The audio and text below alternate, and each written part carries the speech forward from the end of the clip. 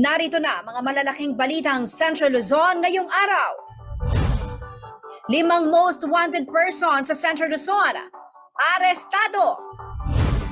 Digital Forensic Lab bubuksan ng NBI Region 3 sa City of San Fernando, Pampanga. 22 LGUs sa Central Luzon pinarangalan sa DTI Regional Competitiveness Summit. Kultura at kasaysayan ng Bataan, tampok sa 4 na tour package. At mas pinabonggang Giant Lantern Festival dapat abangan ng publiko.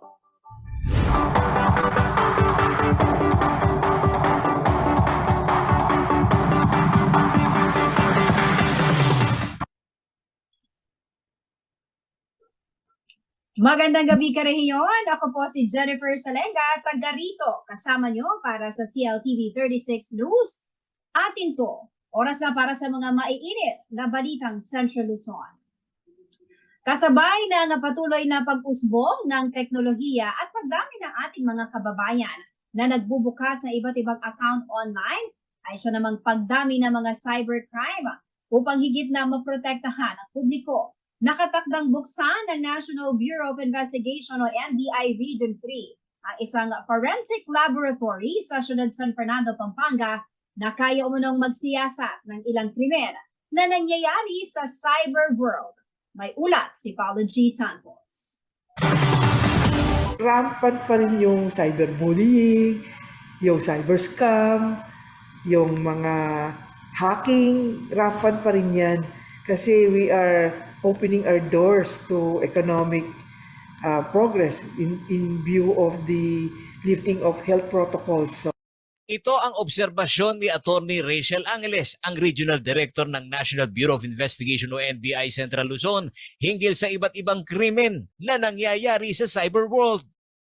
Ang mababang prosecution rate at limitadong resources ng pamahalaan para mapanagot ang mga cybercriminal ang ilan daw sa mga dahilan sa patuloy na paglaki ng bilang ng mga nabibiktima. Upang higit na matutukan umano ang investigasyon ng mga krimen na nangyayari online, isang digital forensic laboratory ang nakatakdang buksan sa tanggapan ng NBI dito sa siyudad ng San Fernando. will be a unit here, but all the agents can access that with proper protocols. Kasi you're also talking of, aside from cybercrime, money laundering, corruption, human trafficking, drugs. Basta all crimes na enabled na computers. We can determine the identity or maybe location of a certain cell phone or a PC that's giving out the SMS, the email, the calls. Paliwanag ni Angeles, ang forensic data ang magsisilbing ebidensya kapag naghain na ng kaso sa korte. Yes, yung forensic evidence na makukuha sa forensic examination, it will form part of the recommendation of the agent to file charges against perpetrators involved in cybercrime or related crimes using cyber tools also. Kasi the criminal also using cyber tools. And then the law enforcement will also be using cyber tools. So we will be at par with these geniuses. Sa tala ng Office of Cybercrime ng Department of Justice, umabot ng 3,700 na kaso ng cyber libel ang isinampa sa kanilang tanggapan nitong May 2022, panahon ng eleksyon kung saan talamak ang disinformation o fake news at black propaganda. Sa bilang na ito, 1,317 ang na-dismiss habang 12 naman ang nagresulta ng conviction. Sa monitoring pa ng Department of Justice, umabot na sa 2.8 million ang bilang ng mga cyber tip reports o mga di umano'y violation online sa bansa noong taong 2021 ang taong kung saan marami sa ating mga kababayan ang gumagamit ng internet sa iba't ibang transactions dahil sa physical limitation dulot ng pandemya. Kapansin-pansin ang paglobo ng nasabing bilang mula sa 1.2 million noong 2020 at 400,000 naman noong taong 2019. Ako si Paulo G. Santos, taga rito kasama nyo. Para sa CLTV 36 News, atin to. Positibo po ang Philippine National Police o PNP na magiging mas mababa umano ang crime trend at iba pa mga uri ng krimen ngayong Desyembre kumpara sa mga nakalipas na buwan. Ayon sa PNP, bunsod umano ito ng nasa 85% deployment na kanilang hanay ngayong Christmas season sa mga pangunahing establishmento sa buong bansa. Gayon din ang mobilisasyon ng force multipliers, voluntary participation ng mga mamamayan para tumulong sa seguridad at ang mas pinaigting na checkpoint operations. Nakatulong din umano ang pagpapalabas ng mga infographics na nagpapakita ng iba't ibang modus ng mga kriminal upang makaiwas na maging biktima. Kabilang dito ang salisigang, laglag barya at iba pa. Tinukoy din ng PNP ang aktibong inspeksyon at pag-aresto sa mga gumagawa at nagbebenta at nag-aangkat ng iligal na paputok para matiyak ang kaligtasan ng publiko sa pagdiriwang ng Pasko at Bagong Taon. Samantala, tiniyak ng PNP na hindi magpapahinga ang mga pulis para masiguro na ligtas sa mga mamamayan ngayong ilang araw na lamang at Pasko na.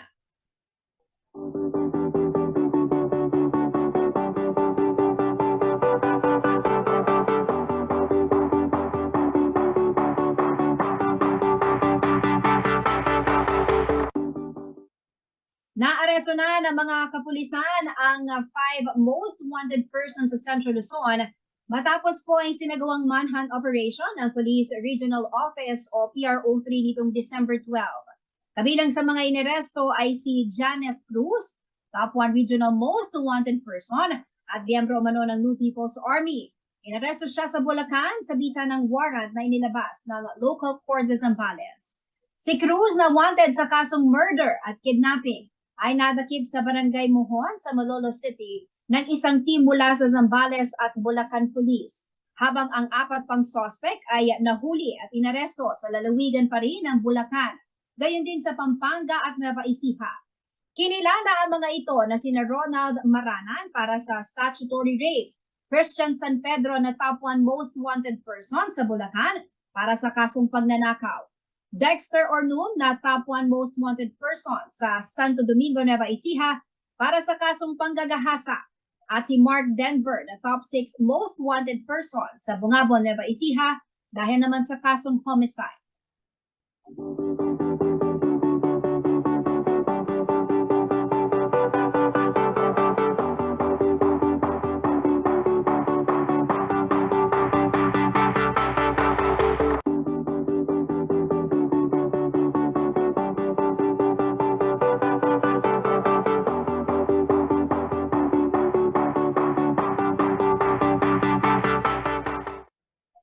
Manatiling nakatutok para sa iba pang mga nangungunang balita ngayong araw.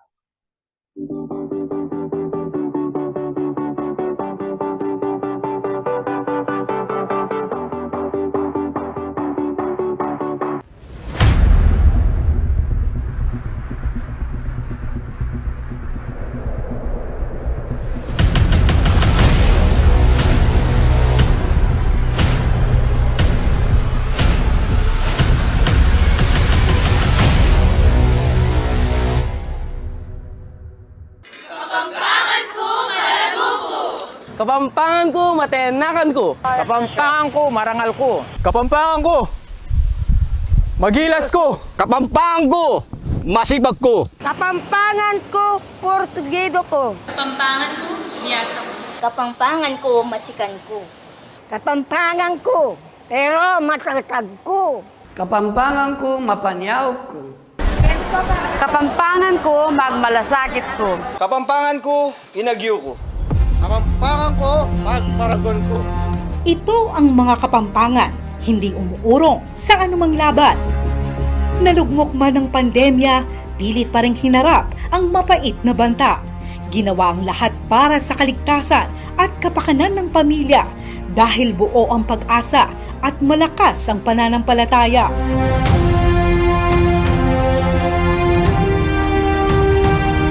Marami ang nawalan ng trabaho, nagsara ng negosyo, nakulong sa mga bahay at nawalan ng mga mahal sa buhay. Pero sa simula ng COVID-19 hanggang sa pagluluwag ng mga quarantine, nakaantabay si Gov Delta at Vice Gov Nanay Pineda mula sa ating pagkakadapa hanggang sa muli nating pagsisimula. Ito po, pag tayo'y nagtulong-tulong, tayo mga Pilipino, mga katabing probinsya, katabing bayan, at ang inyong mga public servant, mabilis ho na makakabangon tayo. Ngayong taon, unti-unti nang nararamdaman ang pagbangon ng ekonomiya sa probinsya. Bumuhos ang tulong mula sa nasyonal at maging sa ibang bansa. Balik operasyon na ang maraming negosyo. Nabigyan din ng pagkakataon ang maraming kabalen na muling makapagtrabaho. Pinalawig ang mga programa para sa pag-aaral ng kabataang Kapampangan. Binigyan ng ayuda at pinasigla ang sektor ng mga magsasaka sa lalawigan.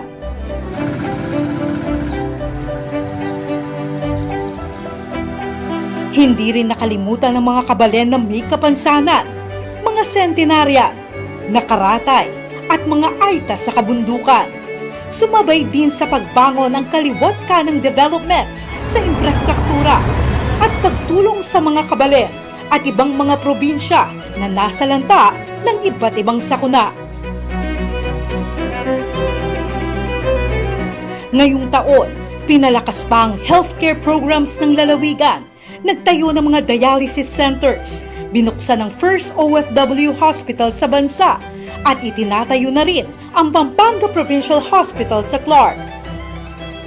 Isa pang ipinagmamalaking programa ngayon ng probinsya ay ang Alagang Nanay Preventive Healthcare Program na layong gamutin ang lahat ng Kapampangang may karamdaman. Ay blood la, diabetic la, atin lang bukol-bukol, lalo na rin keng breast, detang ating batuking abdo, batuking batu, goiter, may nga ragula, atin lang polyps, dakalasakit, rentaw, uling, for 2 years, malwat siyang panahon, na ela talaga alalang access keng doktor.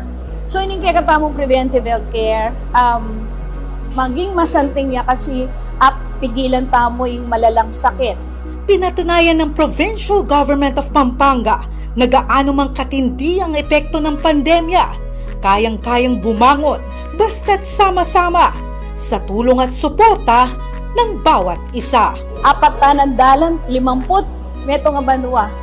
Kaya man po manguna ingkeng kaunlaran buong Pilipinas in Pampanga. Pangatlo tamo po, agyang nanuman pong kapagsubukan. Pandemic, pinatubo, pero lagi tamo pong may babangon.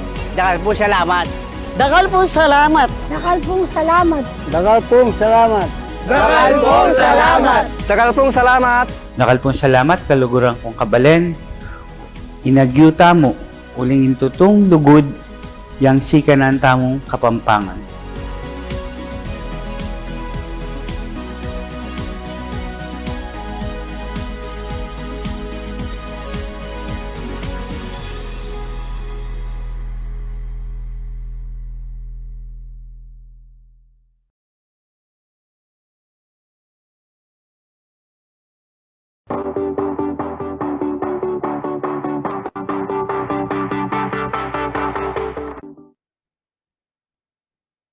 Nagbabalik ang CLTV 36 News.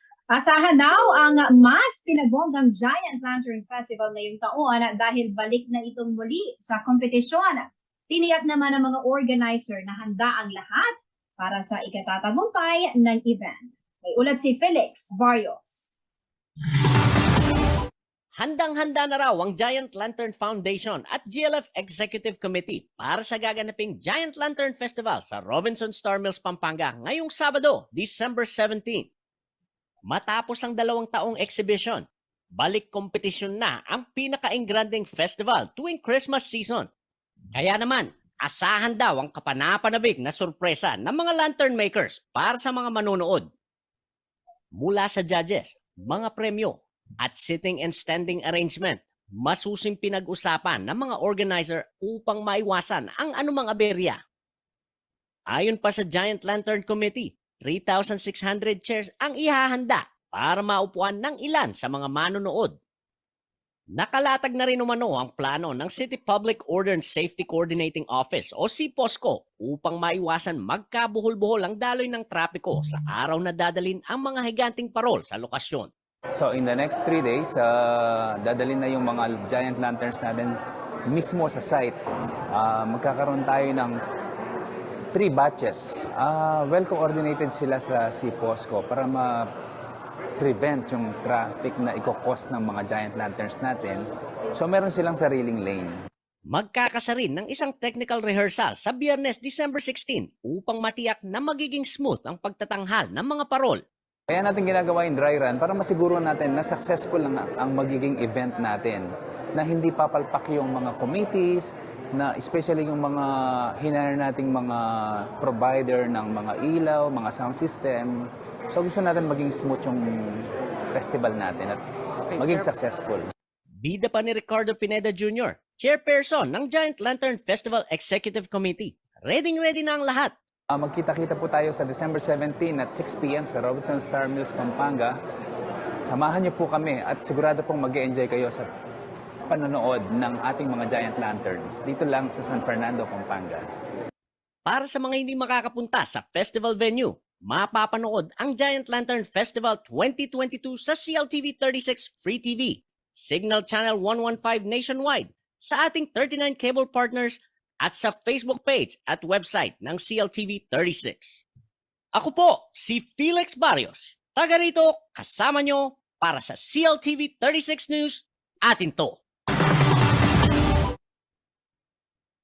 At kaugnay po na balitang yan, makakasama natin live si Sir Raymond Del Rosario, isa po sa incident commanders ng Incident Management Team ng GLF. Sir Raymond, magandang gabi po sa inyo. Welcome po sa CLTV 36 News. Magandang gabi po sa inyo, Ma'am Jen, at sa inyo po mga taga-panood ng CLTV. Sir Raymond, 2 araw na lang po, no? At muli na nating masasaksihan itong pinakahihintay na festival tuwing Desyembre dito po syempre sa Pampanga, particularly sa siyudad ng San Fernando. Kumusta po ang ginagawa po ninyong paghahanda, no, para matiyak na magiging smooth, ika nga, at magiging ligtas ang ating Ligligang Parol 2022?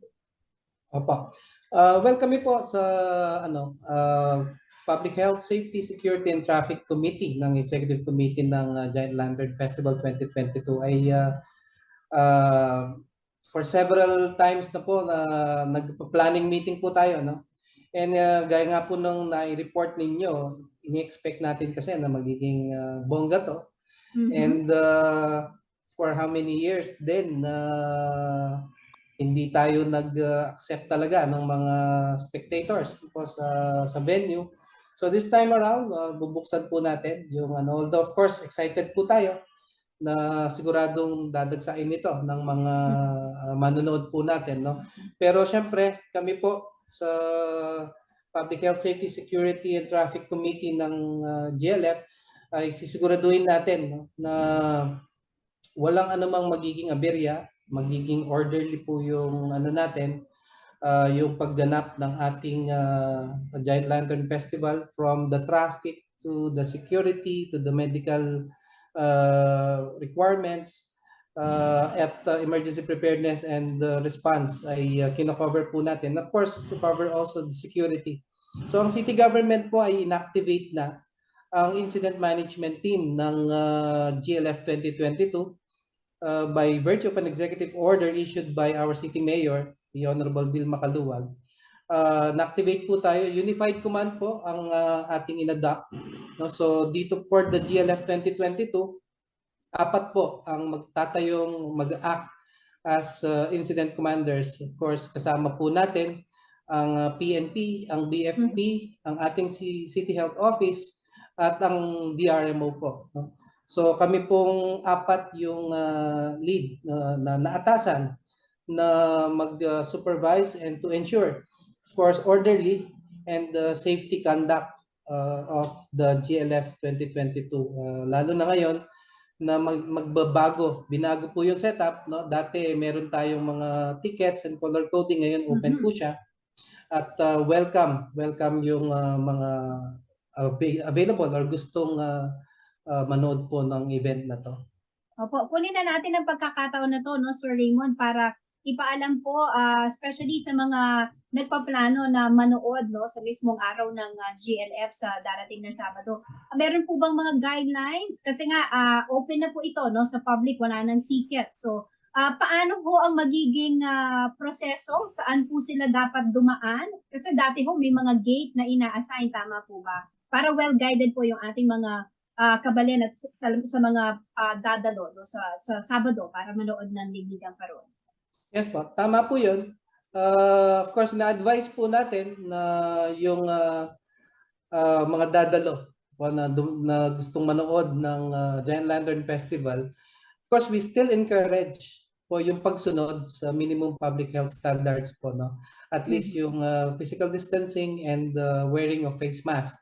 While nasa open area po tayo, hindi rin natin maiwasan na magkadikit-dikit, syempre, no? Dahil nasaan nga natin na marami pong bibisita at manonood sa Giant Lantern Festival. So ang venue po ng ating Giant Lantern Festival ay dun po sa open parking area sa likod ng Robinson's Star Mills, malapit sa ating terminal, central terminal ng Robinsons po. So we also discourage yung mga bawal na dadalhin. Alam naman po natin yon, yung mga sharp objects, mga deadly weapons, of course, no, mga alcoholic beverages, yung backpack, dinidiscourage din po natin, no? Kung meron man yung mga merong mga backpacks na nakikita yung loob no, yung gano'n. So meron po tayong mga security personnel, mga PNP personnel, led by the PNP of course, na magko-conduct din po ng mga preparations, no, security preparations in the area. So we advise everyone na yung mga alam natin, yung usual na hindi po dapat dinadala, wag na po dadalhin para hindi na maabala. And again, yung preparation po na to, while it's a challenge for the incident management team dahil nag-iiba nga yung mode of delivery, no? Na open na siya ngayon at ang karamihan sa mga manonood niyan is nakatayo po, no? So of course we still gusto rin natin kahit open area po ay maging orderly rin. So sana po sumunod din sa mga tagubilin ng ating mga security personnel na naka-assign doon sa ating pong area. Alright. Maraming salamat po, Sir Raymond. At alam po namin na very busy na kayo. Good luck po, no, sa lahat ng team na nasa likod nitong Giant Lantern Festival. Of course, kasama po ang CLTV 36 dyan dahil ihatid po namin sa inyo ng buong-buo ang mga kaganapan para sa GLF. Anyway, maraming salamat po, Sir Raymond. At magandang gabi po sa inyo. Maraming salamat din po at magandang gabi po sa inyo lahat. Mga kareyon, Sir Raymond Del Rosario, ang Incident Commander po o isa sa Incident Commander ng GLF 2022. Samantala, sa ibang balita po tayo, hindi isinuko ng Team Bulaon ang kanilang laban sa Giant Lantern Festival sa kabila ng pagkasira ng kanilang paro sa pagtama ng Super Typhoon Carding nitong Oktubre. Sa halip, higit daw silang naging determinado na muling itayo ang kanilang pambatong higanteng parol. Tutukan natin ang ulat ni Liana Manila.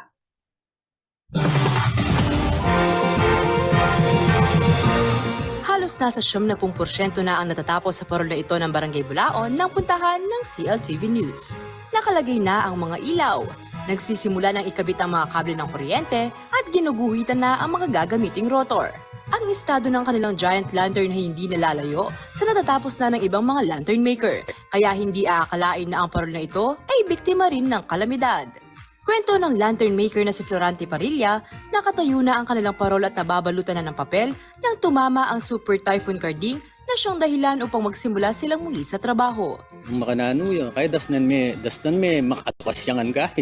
na makantayang kayong parol, yung giant lantern. Gusto may baguan niya, bagyo wala. Balik mo, i-repair mo na naman. Wala, balik ka yung isa. Bagamat ganito ang nangyari sa kanilang parol, hindi raw pinanghinaan ng loob ang grupo.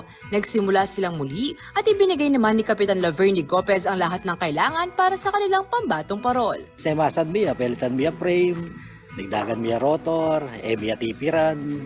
Talagang bigyan mo ng investment ngayon ba doon ngayon. Muling lalong-lalo na yari niya mo payari ng pandemic. Manta lalo lang saya kabaryo ang papayong Remanal din. Pinakamatagal umanong bahagi ng paggawa ng giant lantern ang electrical at rotor. Mabusising electrical. Electrical malambat siya. Ang timongin electrical pilan minendis kagawan pang pamimayari. Halos yung electrical halos 2 weeks. Yung kaya yung rotor, dempyalong na, demplay na ng rotor. Masakit lari. Sa kabila ng mga hamon, hindi raw sumusuko sa laban ng kanilang grupo dahil ito ang nakikita nilang mahalagang papel na dapat nilang gampanan para sa tradisyong ito ngayong Pasko. Hala ka magpanagit ang pagal yan talaga. Kumbaga bala mo itang tradisyon niya San Fernando, itong ginawang giant lantern ito, bala mo, kompleto yung Pasko mo. Makantayin kayo, makantala rin kayo lantern maker. Ali naman ma'am, kasi at yun nakitang passion mo bawat Christmas. Wala, may na-complete yung Christmas mo mga kami gawang parol Bagamat isinisikreto muna raw nila ang gimmick ng parol, sinigurado ng kanilang lantern maker na pinagbubutihan nila ang trabaho para masungkit ng Barangay Bulaon ang kampyonato. Lamagaga na ka rin tao Bulaon. Talagang gawan mi nga ganaga ng best ni para sumambot kami. Team Bulaon na hindi nagpatalo sa bagsik ng kalamidad. Ito na kaya ang parol na sinlakas ng Super Typhoon ang dating sa pagalingan at pagandahan? Panoorin ang performance ng kanilang higanting parol sa Giant Lantern Festival 2022 na gaganapin sa Robinson Sarmes, Pampanga sa darating na December 17. Live rin itong mapapanood sa CLTV 36 at CLTV 36 Facebook page.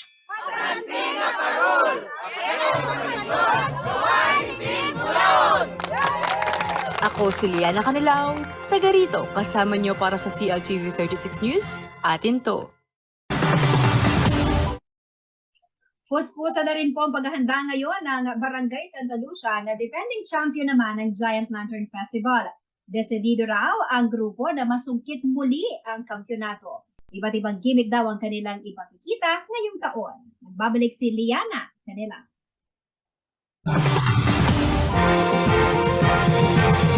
Ibang gimmick, ibang laro at sayaw ng mga bumbilya at bagong disenyo. Hindi na raw mababakas sa pambatong parol ng Barangay Santa Lucia ngayong taon ang kanilang winning giant lantern noong 2019 ayon sa lantern maker na si Byron Bondok.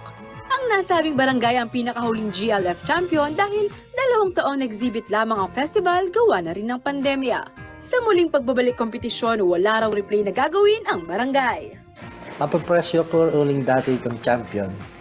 Lalo kayong pesantingan ng kain entry ni. Yan po, pelitan kaya po, aliwaya po ngayon kaya kami gimmick. Ipinagmalaki rin ng lantern maker ang kanilang teamwork dahil iisa ang kanilang hangarin, ang masungkit muli ang kampyonato. Gumpisan pinalang ko pong giant lantern, kayabi ako mo. Ikengan pong team Ken, isa sa metong kengan po. Nunano pong buriko, gawan na po. Kaya panikwanan niya pong pasibay, champion. Yung barangay captain, madagol niya po talaga kay sakripisyo king parulay. Bibigyan naman po niya ganaga ng kailangan. All-out support daw ang ibinibigay ni Kapitan Herman Kiwa sa kanyang lantern maker dahil gusto niya rin ng bagong imahe ng higanting parol ang magre-representa sa kanilang barangay. Actually, ganaga ng dating gewami, siyempre, mina po palto kasi bayo ito, uling ken parol. Siyempre po itang para kaya kami nung nano itang karapat dapat lalo na kitang sounds kaya Christmas song nila pong sinabi ko kay lantern maker para po luntoya pong kain kaya katamong kapaskuhan masaya at tampong gimmick kasi pre secret po ito. Ano kaya ang kapalarang naghihintay sa Barangay Santa Lucia sa gitna ng mga lantern maker na sabik din sa panalo pagkalipas ng 2 taon? Makuha kaya nila ang back-to-back champion sa kanilang bagong parol? Huwag magpahuli sa latest, panoorin ng Giant Lantern Festival 2022 sa December 17 na gaganapin sa Robinson Star Mills, Pampanga. Live rin itong mapapanood sa CLTV 36 at CLTV 36 Facebook page.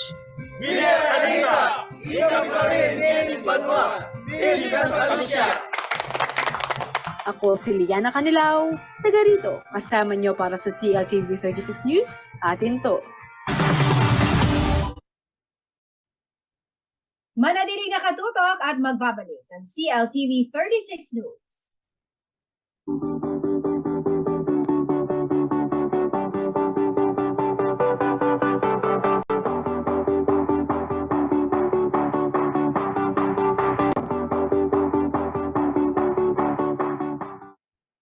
Nagbabalik ang CLTV 36 News. At sa iba pa mga nangungunang balita, umabot sa 2,692 na trabaho ang binuksan ng Department of Labor and Employment o DOLE para po sa mga Bulakenyo kasabay ng pagdiriwang ng ika-89 na anibersaryo ng kabuuan. Layo nitong mabigyan ng oportunidad ang mga manggagawa na nagtiko o natanggal sa trabaho bunsod ng pandemya. Sa isinagawang job fair ng ahensya, nasa 2,042 na mga lokal na trabaho ang iniaalok ng 31 kumpanya, habang 650 jobs sa ibang bansa ang binuksan ng Department of Migrant Workers. Batay po sa tala ng Provincial Youth Sports and Public Employment Service Office o PYS PESO, nasa 61 Bulakenyo ang hired on the spot o natanggap agad sa trabahong inaplayan. Samantala, bukod sa alok na trabaho ay nagsagawa rin ng livelihood fair ang ahensya sa ilalim ng DOLE Integrated Livelihood Program o DILP. Napagkalooban dito nakapaloob dito ang pagbibigay ng tig 20,000 pisong halaga ng mga paninda o sari-sari store packages sa 100 benepisyaryo. Nagbigay din ng negosyo sa kariton o Nego Card sa 50 beneficiaries na nasa 30,000 piso ang halaga bawat isa. Nananatili umano bukas para sa mga kwalipikadong aplikante ang nasa 2,631 pang mga trabaho. Magsadya lamang po sa tanggapan ng PYS PESO sa Blas F. Ople Livelihood Center na nasa Kapitolyo sa lungsod ng Malolos. Matapos mahinto ng 2 taon, muling idinaos ang Lubenas ng Pasko sa bayan ng Magalang, Pampanga. Simboliko umano ang pagbabalik ng makulay na tradisyong ito ngayong Pasko dahil para sa lokal na pamahalaan, indikasyon ito ng pagbabalik sigla ng lokal na ekonomiya. Narito ang report. Nagliwanag ang mga kalsada sa bayan ng Magalang, Pampanga nang muling idaos ang Lubenas ng Pasko nitong gabi ng Martes, December 13. Mula sa San Bartolome Parish Church, tumulak ang prosesyon paikot sa plaza ng bayan. Bitbit na mga kabataan ng parol na kanilang nilikha at nakasunod naman ang mga imahen ng mga patron ng bawat barangay. Ayon kay Magalang Mayor Malu Paras Lacson, simboliko ang muling pagbabalik ng nasabing tradisyon para sa mga Magalenyo. Naging po ito ng 3 years. So, nag-prepare na naman for this year na i-relaunch natin na Lubenas ng Pasko, in Banalapit Winaning Magalang, para wala mo ujet, yarin ka rin kabalian tamo na pwede tanang galo. Yarin yung pandemya, pwede tanang galo, talakad tana, we can work together para kayong progreso na ng balian tamo. So, symbolic yung nakalya symbolize niya Lubenas ng Pasko ngayon. More important thing ka rin po barangay kasi community participation ngayon. Mapupang it's an effort of the whole community. Uling handcrafted, ila talaga ginawa rin kayong barangay. Isinabay ang Lubenas ng Pasko sa 159th founding anniversary ng Magalang na idineklarang pista opisyal sa pamamagitan ng executive order ng LGU. Tuwang-tuwa naman ang ating mga kabalen, maging ang mga turistang dumayo pa para masaksihan ang makulay at makabuluhang tradisyon. First time in 35 years nagpasto ako rito. First time po ng 35 years. Yes. Ano po masasabi niyo rin? Maganda, excited ako kaya lumilibot nga ako eh. Sana po magwala na yung lahat ng pagsubok sa lahat ng tao dito sa Pilipinas. Sana maging maginhawang buhay ng mga tao dito. Ay, maganda dahil 2 taon nag-pandemic, ngayon nagagandahan ako dahil ang daming taong nanonood. For the first time, ang daming nanonood.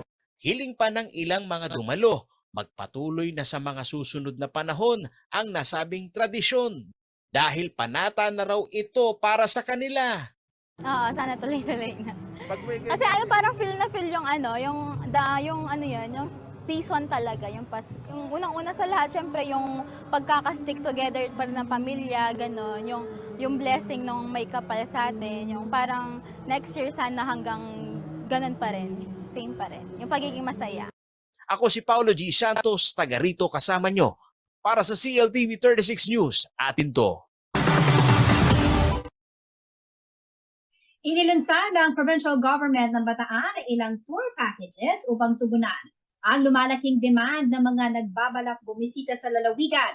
Layunin din ito na ipakita ang mayamang kultura at kasaysayan ng Bataan. Ang Travel and Behold Bataan Tour Packages ay binuo sa pagtutulungan ng mga local tour operator, municipal at city government kabilang ang iba pang stakeholders. Kabilang sa kanilang tour package ay ang World War II Circuit, Faith Tourism, a Fantastic Farm and Adventure Tour, at Culture and Crafts Tour. Bahagi po ng World War II Circuit ang pagbisita sa ilang makasaysayang lugar, gaya ng Bataan World War II Museum, 0-kilometer Death March Marker sa Badak at Mariveles, Mount Samat National Shrine at Philippine-Japan Friendship Tower, at First Line of Defense Marker sa Dinalupihan. Saklaw naman ang Faith Tourism Package sa ilang lugar, gaya ng Cathedral Shrine Parish of St. Joseph, Tatak Vicente Replicas, Nuestra Senora del Pilar, Minar Basilica and Shrine Parish of Our Lady of the Rosary of Orani, at Museo ni Maria. Habang ang Fantastic Farm and Adventure Package naman ay magdadala ng mga turista sa Bataan Tourism Center, Bataan Tourism Park, DS Farm, Sinagtala Farm and Adventure Park, at iba pa. Samantala, ang itinerary para sa Culture and Crafts ay binubuo ng ilang lugar gaya ng The Banker, Plaza Mayor de Ciudad de Balanga, Tatak Vicente, Pulo Handicraft, Museo ng Kagitingan, at Bataan Technology Park.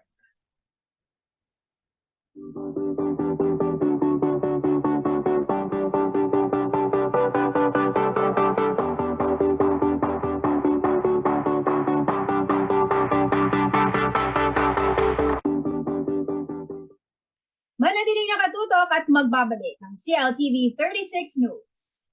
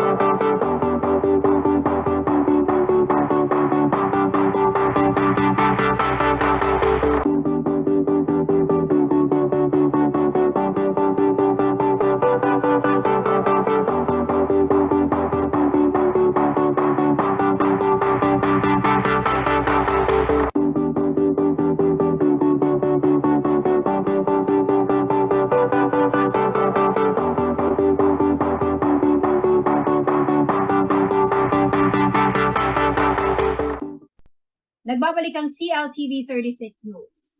Aabot sa higit 20 lokal na pamahalaan sa Central Luzon ang kinilala ng DTI sa kanilang Regional Competitiveness Summit 2022. Ang kanila raw tagumpay ay nagpapakita umano ng pag-unlad ng lokal na ekonomiya sa kanilang bayan at syudad. May detalye si JM De Jesus. Pinarangalan ng Department of Trade and Industry o DTI Central Luzon ang mga local government units na nakapasok sa national ranking ng Cities and Municipalities Competitiveness Index o CMCI. Ang competitive index ang ibinibigay sa mga lokal na pamahalaan upang ma-determine ang level ng kanilang mga performances sa economic activity ng kanilang lugar. Iginawad ang pagkilala sa The Orchid Garden, syudad ng San Fernando, Pampanga, Miyerkules, December 14. 5 pillar categories na pinaglabanan ng nasa mahigit 1,400 na munisipalidad at syudad sa buong bansa. 22 munisipyo na kinilala sa national level noong October 20 ay pawang mula sa Central Luzon. Ang Regional Competitiveness Summit, ito ay recognition para sa ating mga outstanding local government units kung saan sila po yung nanalo din sa ating National Competitiveness Summit.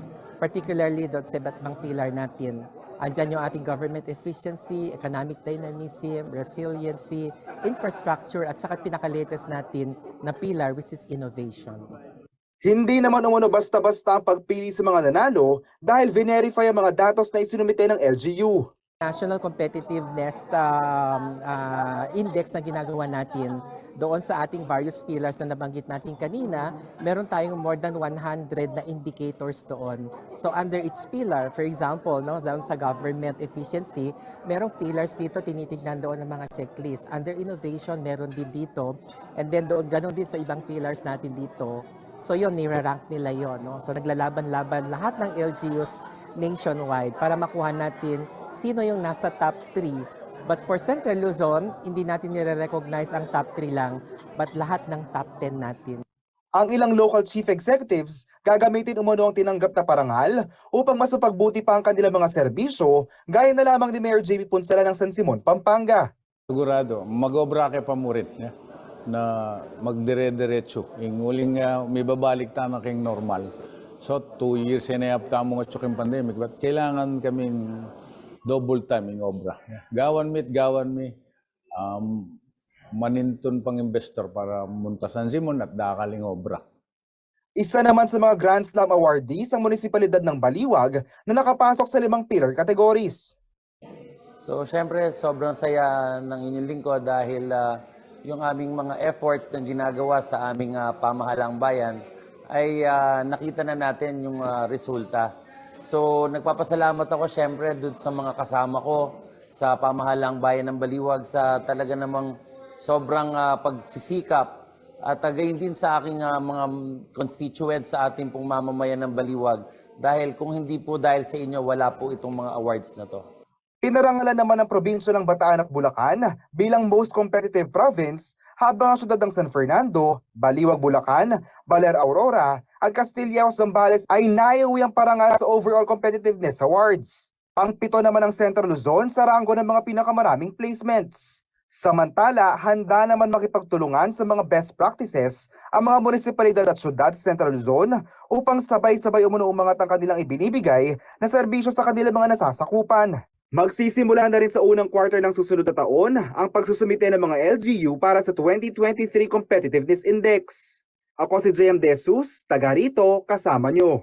Para sa CLTV 36 News, atin to. Alamin naman natin na magiging lagay ng panahon mula kay Ginoong Manny Esguerra, ang Chief Weather Forecaster ng Pag-asa North.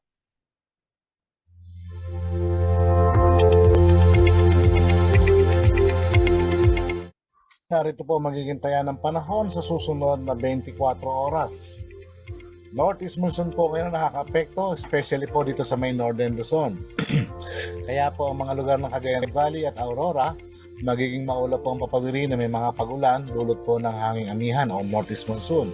Gayon din po sa may Ilocos Region at Cordillera Administrative Region, magiging bahagya hanggang sa kuminsan ay magiging maulap din po ang papawirin.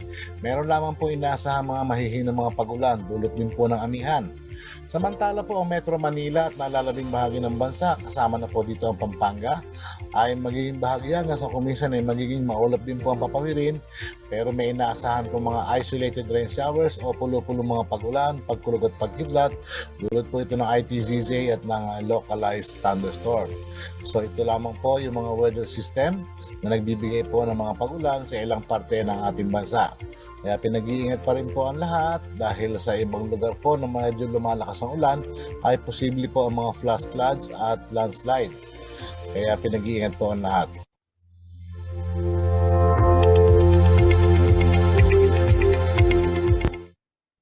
Samantala, narito naman po ang mechanics para sa mga online at TV viewers na maaari pong manalo ng mga papremyo sa coverage ng CLTV 36 sa darating na Giant Lantern Festival 2022. Para po sa online viewers, kailangan lamang i-share ang CLTV 36 Giant Lantern Festival 2022 live stream publicly with our official hashtag GLF sa CLTV 36. Win one exclusive event t-shirt and gift certificates from our sponsors. Tatlo pong mapalad na viewers ang i-announce. Para naman po sa TV viewers, mag-selfie po kasama inyong TV habang nanonood kayo ng Diligang Parol sa CLTV 36. I-message ang inyong picture sa aming Facebook page, CLTV 36 Official. Mananalo ng isang exclusive event t-shirt at gift certificates mula po sa aming sponsors ang ating mapipili. Tatlong viewers po ang aming pipiliin at i-announce sa ating Facebook page. At yan po mga balitang nakalap ng CLTV 36 News. Para po sa karagdagang detalye, maaari niyong i-follow ang aming social media pages. Facebook at CLTV 36 Official and at CLTV 36 News. Twitter at CLTV 36. Instagram at CLTV 36 Official. At sa ating TikTok at CLTV 36 Official. Kung nais yung balikan ng mga programa ng CLTV 36, pwede po ninyong bisitahin ang aming YouTube channel at CLTV 36 Official at ang aming website, www.cltv36.tv. Mapapanood din po ang mga programa ng CLTV nationwide via Signal Channel 115 at sa ating pong 39 cable partners. Kasama pong person ng CLTV 36 News and Current Affairs, ako po si Jennifer Salenga at taga rito. Kasama nyo para sa CLTV 36 News. Atin to. Maraming salamat po. Samantala, 3 days na lang, Giant Lantern Festival na at 11 days na lang. Pasko na.